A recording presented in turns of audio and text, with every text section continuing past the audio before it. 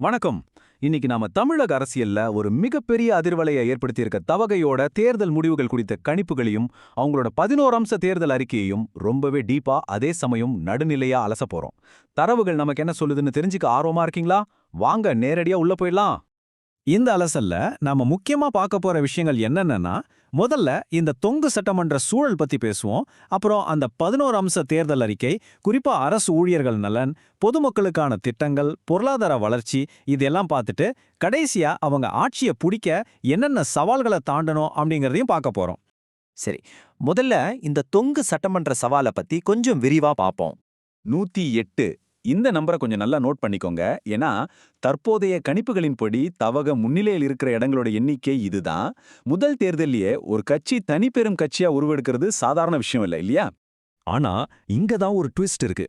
கணிப்புகளின்படி தவகை 108 இடங்கள்லயும் திமுக 73, அதிமுக 53 இடங்கள்லயும் முன்னிலையில இருக்காங்க. நம்ம எல்லாருக்கும் தெரிஞ்சபடி தமிழ்நாட்டுல தனி பெரும்பான்மையோட ஆட்சியை பிடிக்கணும்னா 118 இடங்கள் தேவை. சோ இங்க ஒரு தொங்கு சட்டமன்றத்துக்கான சூழல் தெளிவா தெரியுது. இன்னொரு முக்கியமான கணித சிக்கல் இதுல இருக்குங்க. தவ்வக தலைவர் விஜய் அவர்கள் போட்டியிட்ட 2 தொகுதிகள்லயுமே வெற்றி பெற்றதா கணிப்புகள் சொல்லுது. ஆனா சட்டப்படி அவர் ஒரே எம்எல்ஏ பதவியை ராஜினாமா செஞ்சுதான் ஆகணும். அப்படி அவர் ஒரு பதவியை ராஜினாமா செய்யும்போது கட்சியோட உண்மையான பலம் 107ஆ குறைஞ்சிடும். அதாவது அந்த மேஜிக் நம்பரான 118 தொட அவங்களுக்கு சரியா 11 இடங்கள் தேவைப்படுது.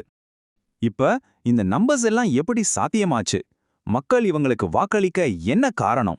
வாங்க அந்த 11 அம்ச தேர்தல் அறிக்கைக்குள்ள போய் பார்க்கலாம். 2036ஆம் ஆண்டுக்குள் 15 டிரில்லியன் ரூபாய் அளவிலான பொருளாதாரம். இது சாதாரண இலக்கு கிடையாதுங்க. ரொம்பவே பிரம்மாண்டமான ஒரு லட்சியம். இந்த ஒரு தொலைநோக்கு பார்வையை மையமா வச்சுதான் அவங்களோட ஒட்டுமொத்த 11 அம்ச தேர்தல் அறிக்கையும் கட்டமைக்கப்பட்டிருக்கு. இந்த அறிக்கையில முக்கியமா நாம கவனிக்க வேண்டிய ஒரு விஷயம் அரசு ஊழியர் நலன் சார்ந்த அவங்களோட திட்டங்கள். அவங்களோட அதிகாரப்பூர்வ தேர்தல் அறிக்கையில பக்கம் 25 எடுத்து பாத்தீங்கன்னா, அரசு ஊழியர்களுக்கான கண்ணியமான வாழ்வு மற்றும் சமூக பாதுகாப்பு அப்படிங்கிற தலைப்புல ஒரு 5 முக்கியமான நலத்திட்டங்களை ரொம்பவே தெளிவா பட்டியலிட்டிருக்காங்க. அந்த 5 வாக்குறுதிகள் என்னென்னு பாத்தீங்கன்னா, 1. பலருடைய நீண்ட நாள் கோரிக்கையான பழைய ஓய்வூதிய திட்டத்தை நடைமுறைப்படுத்துவது குறித்து பரிசீலிப்பது. 2. 5000 கோடி ரூபாய் நிதியில ஒரு தனி நலவாரியம் அமைக்கிறது. 3. 5 வருஷமா வேலை பார்க்குற தற்காலிக பணியாளர்களை நிரந்தரமாக்குவது. 4. பதவி உயர்வு அப்புறம் டிரான்ஸ்ஃபர் இதிலெல்லாம் முழுமையான வெளிப்படைத்தன்மை. 5வது 8வது ஊதிய குழுவை உடனே அமல்படுத்துறது.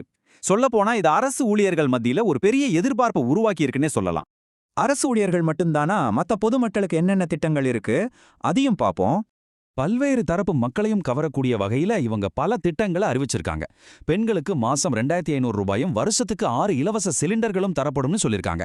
விவசாயிகளுக்கு வருஷத்துக்கு 15000 ரூபாய் முதலீட்டு உதவியும் பயிர்க்கடன் தள்ளுபடியும் அறிவிக்கப்பட்டிருக்கு.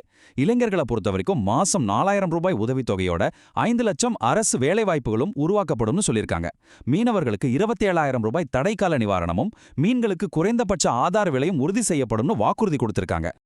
இந்த நேரடி நிதி உதவிகள் மட்டும் இல்லாம சில மாடர்னான தொலைநோக்கு திட்டங்களும் இருக்கு. குறிப்பா ஆர்டிஃபிஷியல் இன்டெலிஜென்ஸ், அதாவது செயற்கை நுண்ணறிவுக்கான தனி அமைச்சகம் மற்றும் பல்கலைக்கழகம் உருவாக்குறது, குறு சிறு நடுத்தர தொழில்களுக்கு 15,000 கோடி ரூபாய் சப்போர்ட், ஒவ்வொரு குடும்பத்துக்கும் 25 லட்சம் ரூபாய்க்கான மருத்துவ காப்பீடு, 200 யூனிட் இலவச மின்சாரம், அது மட்டும் இல்லாம லஞ்சமே இல்லாத மக்கள் வீட்டு வாசலியே கிடைக்கிற அரசு சேவைகள், இப்படி பல வாக்குறுதிகளை அள்ளி வழங்கியிருக்காங்க.